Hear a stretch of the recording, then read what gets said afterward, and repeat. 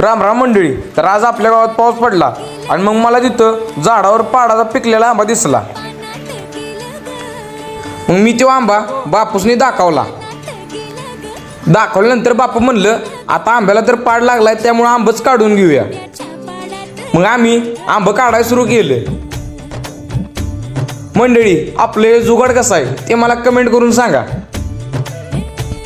मग सगळं आंब काढून झालं की आंब मग पिकाय घालायला गेलो. ही असं बेडवर आंबा हातरलं होतं बघा आणि त्यात ही पाडाचा आंबा होतं. मग त्यातलाच एक पाडाचा आंबा धुतला आणि खायला घेतला. मग एका आंब्याच्या सगळ्यांच्यात पुरतेल्या तेवढ्या फोड्या केल्या आणि मग सगळ्यात पहिली फोड बापूंना खायला दिली.